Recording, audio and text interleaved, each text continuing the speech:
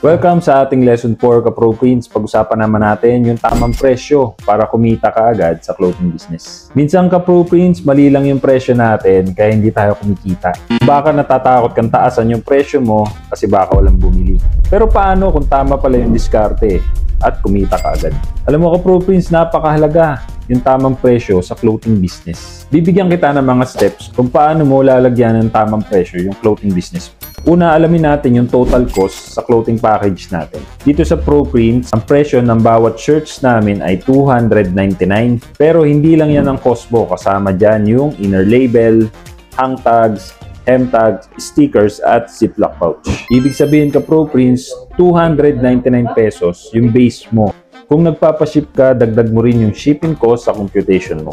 Halimbawa, 299 pesos plus 100 dito sa Metro Manila. So lumalabas, ang total cost mo is 399. Kung gusto mong kumita ng maayos, dapat yung aim mo ay at least 30% to 50% yung profit margin. For example, 399 yung base price mo. Times mo to sa 1.4. Ito, lumalabas siya na 558 or 59. Pwede mo siyang ilabas na siya ng 599 per shirt.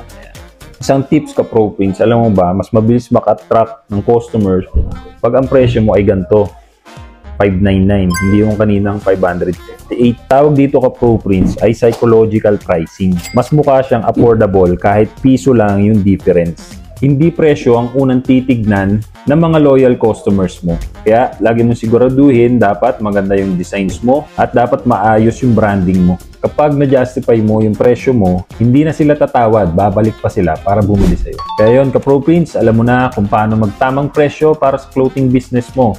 See you sa ating next lesson. Pag-uusapan naman natin doon kung paano gamitin ang social media accounts para makabenta ka sa clothing business mo.